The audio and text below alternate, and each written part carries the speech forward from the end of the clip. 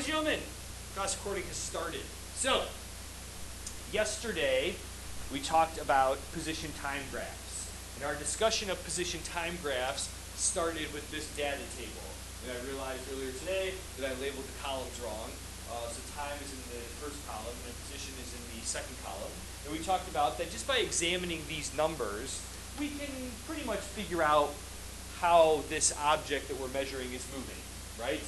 And we kind of said that if you look at the numbers, it goes up, or the position goes up by ½ of a meter for every second that goes by. So we say, okay, it's going ½ a meter per second, which in this data table is not all that hard.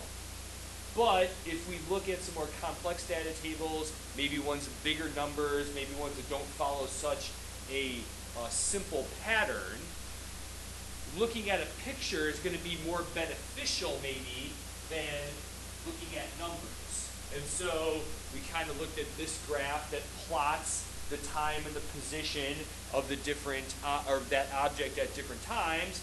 And maybe looking at this picture, we thought, okay, now it's a little bit clearer that it is moving at a constant sort of rate, that it keeps getting farther and farther away from the reference point for every second.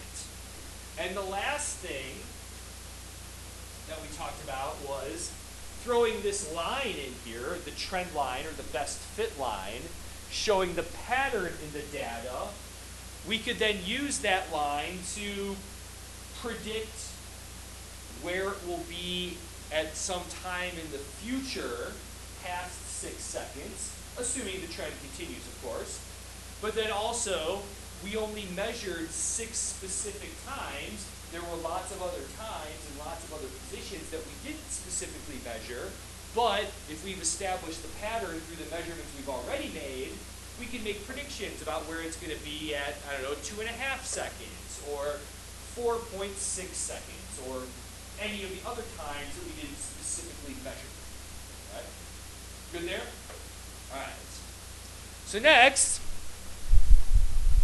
let's throw another set of data up. I will tell you that there is one thing that is similar about these two sets of data, and then probably two things that are different. Anybody want to venture a guess about some of these, one of the similarities or some of the differences?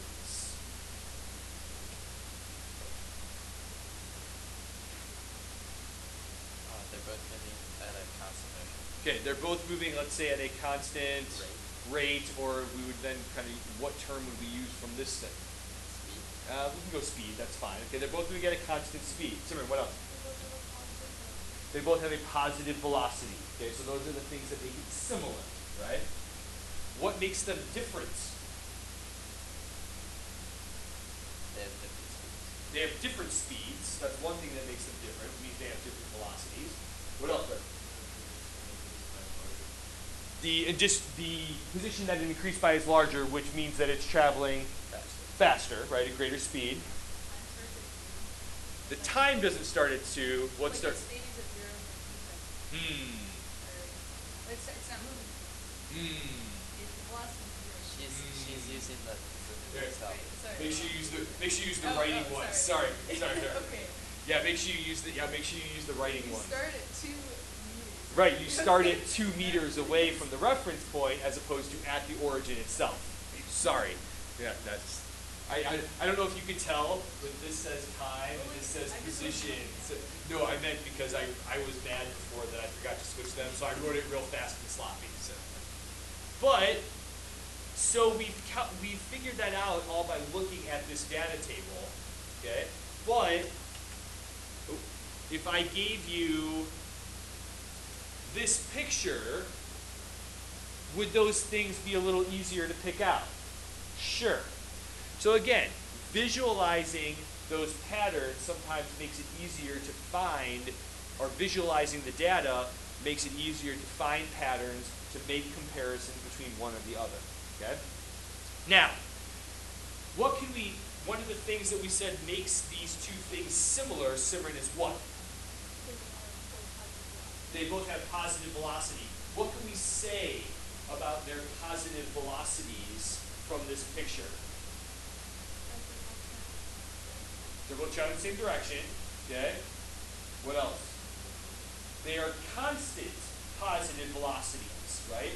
Right, we can tell that from the picture, but we also talked about yesterday what property of this line tells us that it's a constant positive velocity. The slope of that line tells us that it's a constant positive velocity. The fact that these lines have constant slope, constant velocity, but in a more general sense from a mathematical standpoint, the fact that they have constant slopes means that they are straight lines. Way back in Algebra 1, I think it's Algebra 1, we learn about the general equation for any straight line. And that general equation for any straight line is y equals mx plus b. Right? M stands for what? Slope. Y or b stands for? The y-intercept. Okay? So let's take this general form here for this straight line, and let's apply it specifically to our lines here. Okay? First, we've already established that what does the slope of either one of these graphs tell us about that motion? See it? What is the slope telling us in general?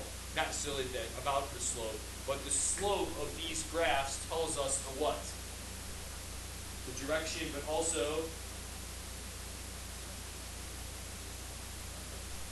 too many fans. The slope tells us the velocity, right? Okay. So on these two graphs, in this section here, we can substitute in v, because the slope tells us the velocity. Right? What does the y-intercept of this graph, or either of these graphs, tell us about the motion itself? The starting position or the initial position, right? So b we can replace with x initial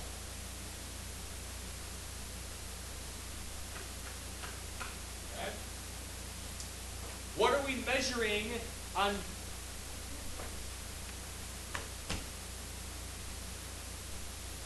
What are we measuring on the x-axis of these graphs? Time. So in this spot, for x, we'll throw t in here.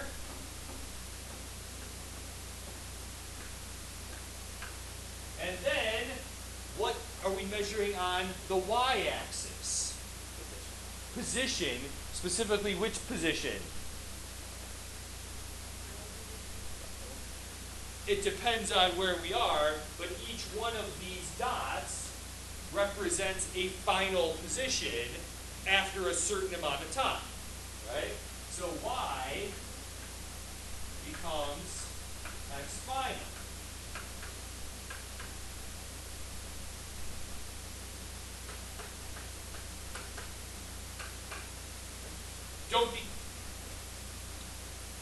Don't be confused because we've switched y to x. Remember that x in x final, it doesn't represent the x-axis, it's representing the final position, right?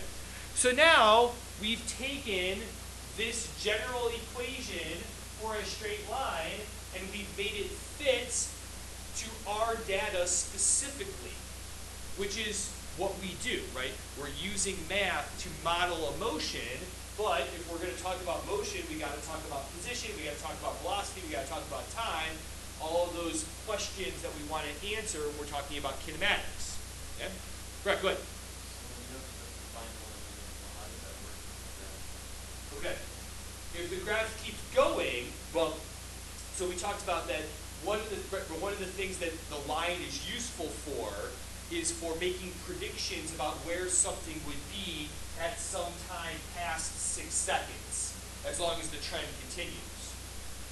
Now, we not only have the line to help us make that prediction, now we have a mathematical expression that will allow us to make that prediction as well. If we want to know where an object is after, let's say, 10 seconds, right?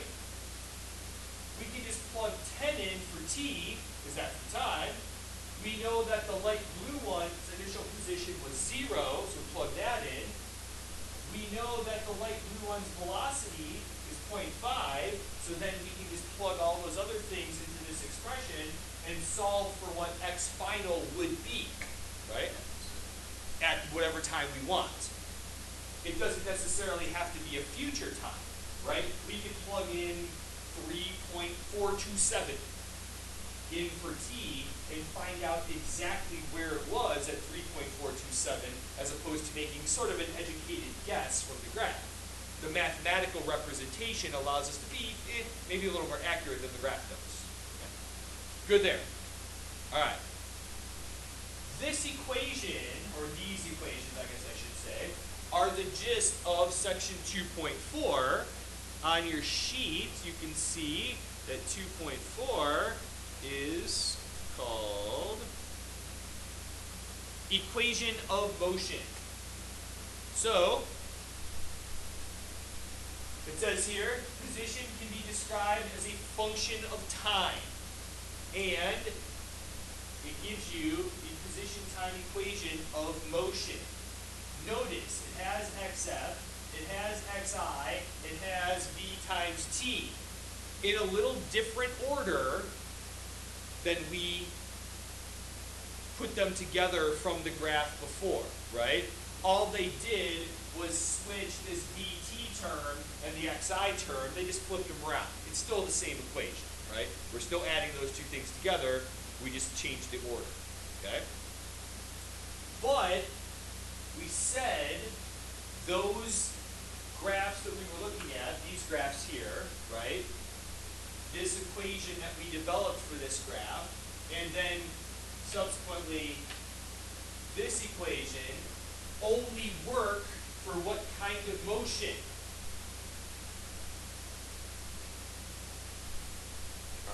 Constant velocity, right? Because that gives us a linear graph. Next chapter, we'll talk about what happens when it's not a constant velocity, but for now, we keep our things with constant velocity, right?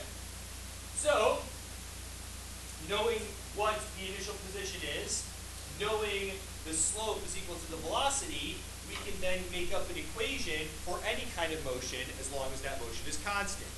For example, here's quick example 2.6.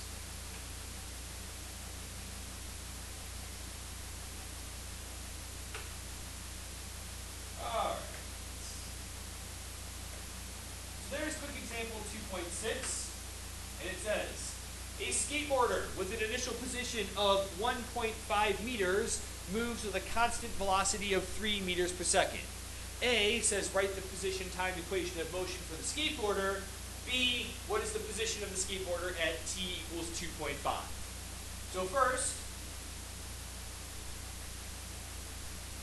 write the position time equation for the motion, right? We just learned that if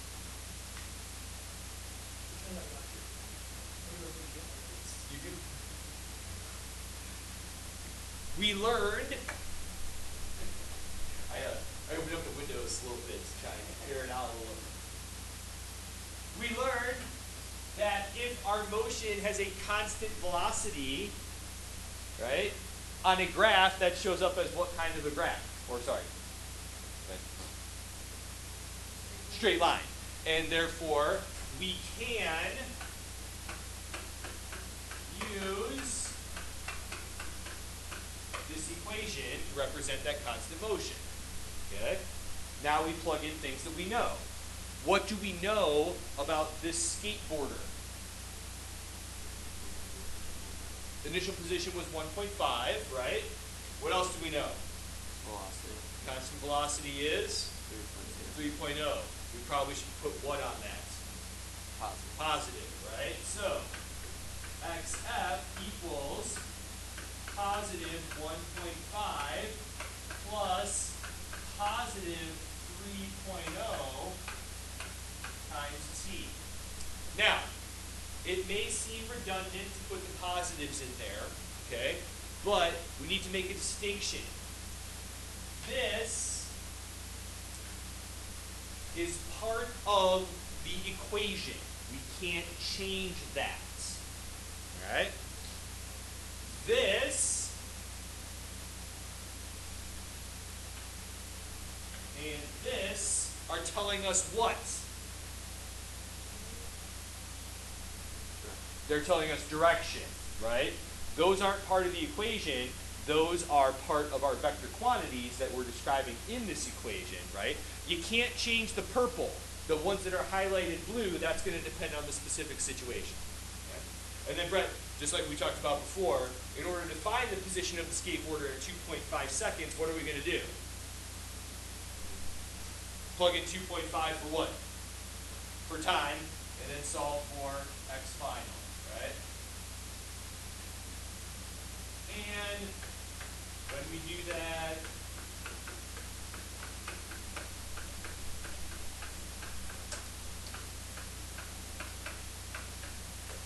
anybody do that in their head real quick?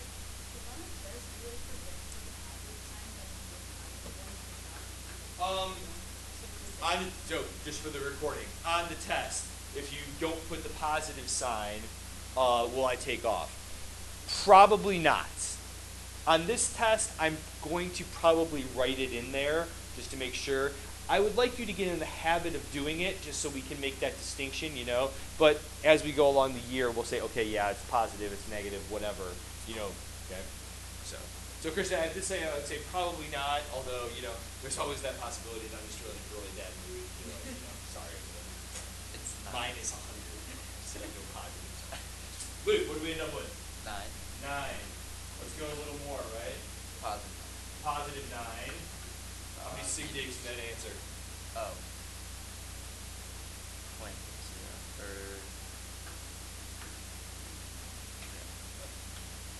All right, good there.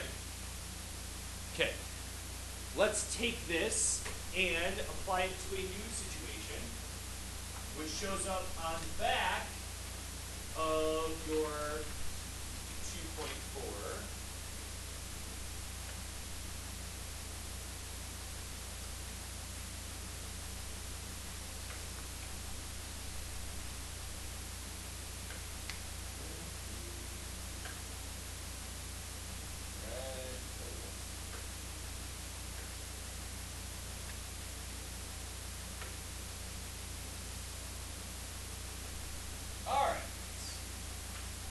So it says, you and a friend are at the airport, hurrying to the gate for your vacation flight to Hawaii.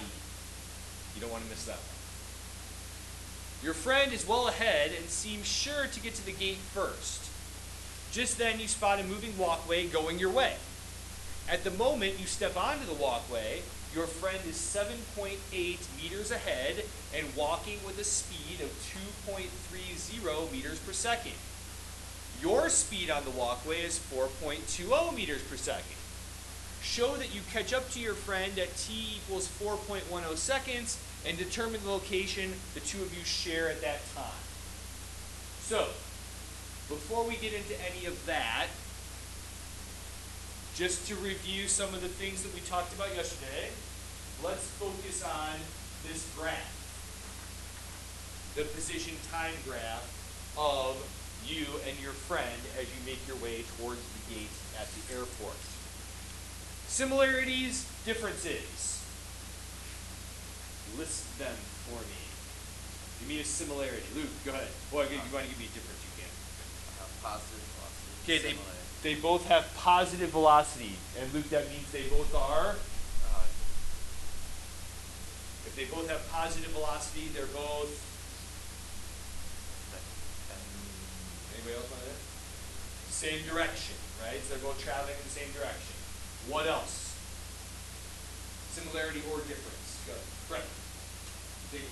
They're both constant velocities because they both show up as what on this graph? Straight line, linear graphs. Krista.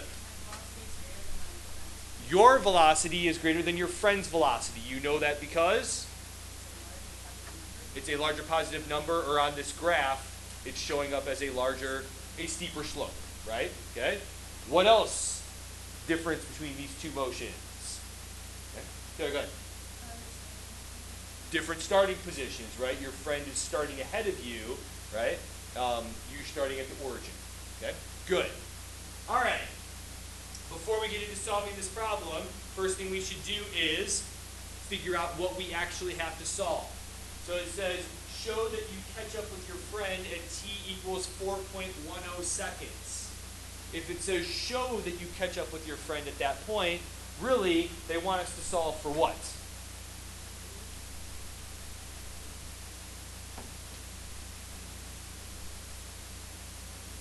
Not quite yet.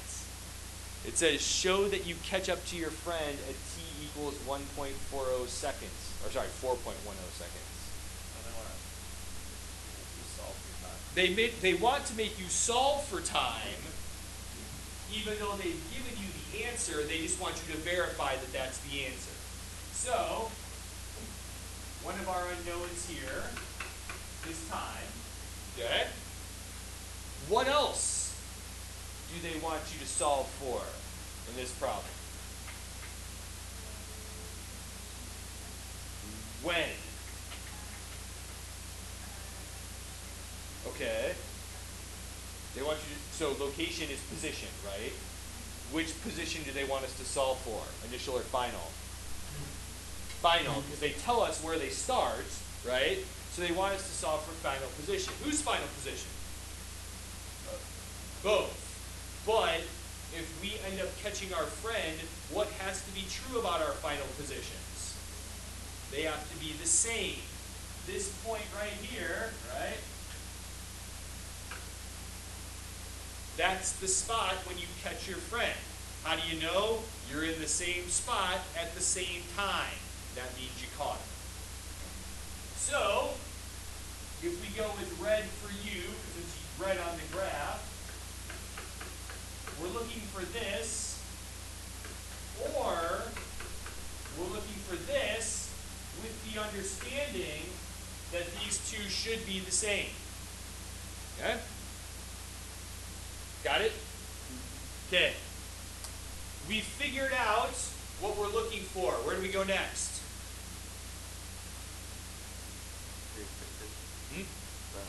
Equation. Nah, let's not go equation yet. We know what we're looking for. What should we do next? Know what we have. Let's figure out what we have. Luke, what's one thing that piece of information they gave us in this problem? X initial. X initial for who? Red or blue? Both. But, Give me one. Red is 0. Okay. X initial for red, 0, starting at the origin, right? X initial for blue, 7.8. X initial for blue, 7.8. We need to add anything on to that? Or positive. Let's go positive 7.8. Probably should put meters, but that's okay. Right, what else did they give us? They gave us the velocities, right? They told us that our velocity was 4.2, and your friend's velocity, 2.3, right? Simran, I think you told us before, one of the things that makes our velocities similar is that what? They're both positive, they're both in the same direction, okay? So, to be thorough about it, we should have those positives, okay? Good there, all right? We've learned today that if we have this information, we can come up with an equation that represents the motion of our object. So I'm going to go to a new page, okay? That general equation we learned was, right, x final equals x initial plus v times t, okay? Straight line equation. We're looking for this. We know that the initial position for us was 0 plus our velocity positive 4.2 times time. For our friend, right? Don't know where we run into our friend. We do know that that friend started at a position of positive 7.8 while traveling 2.30 for some unknown amount of time. Okay?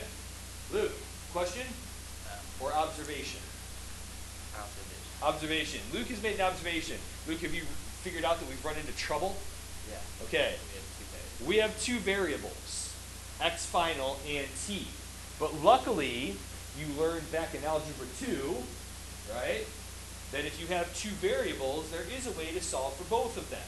You just need to have what?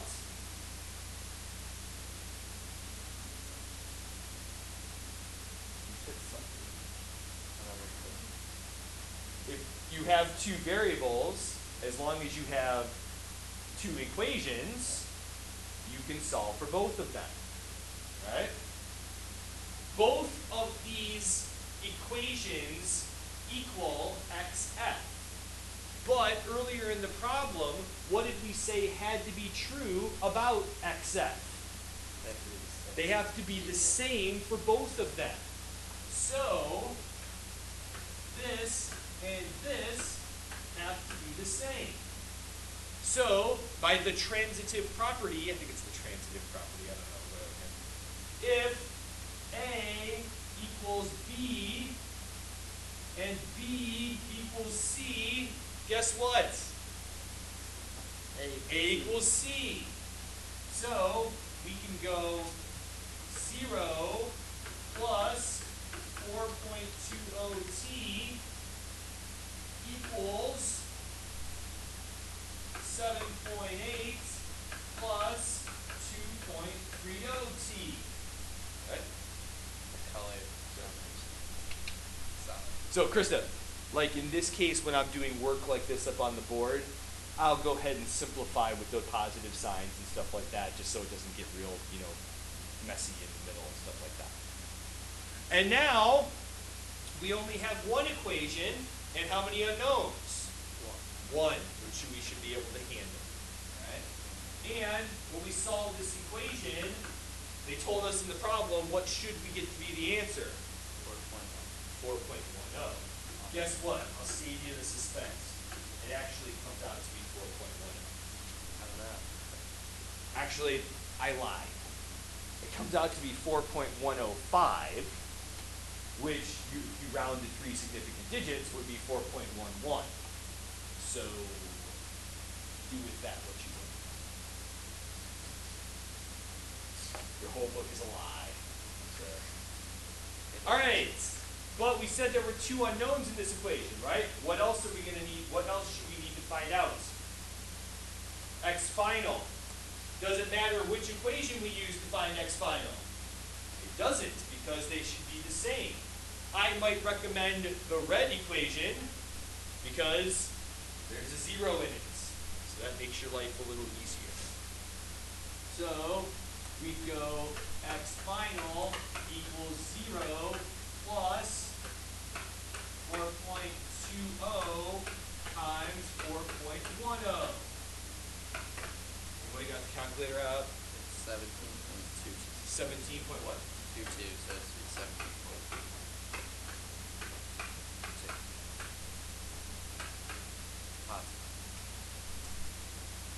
All right, good there? All right, calendar. Homework for tonight. Oh, I stole my Zoom.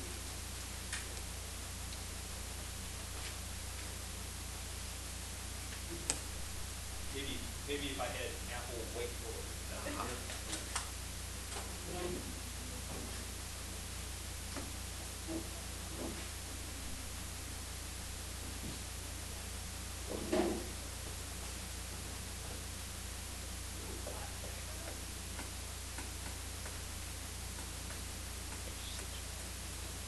All right. Homework for tonight. First, at the end of 2.4, at the end of section 2.4, a couple of problems. These are a mix of conceptual problems and some brief calculations. And then, at the end of chapter 2, again, a mix of conceptual and a couple of calculations. Use using those equations of motion that we established. Okay. Questions? I have not attached the answers yet. I will do that after school, so they will be there for you when you check. Tomorrow we are labbing, and then Thursday we are reviewing, and then Friday we are testing. Got it?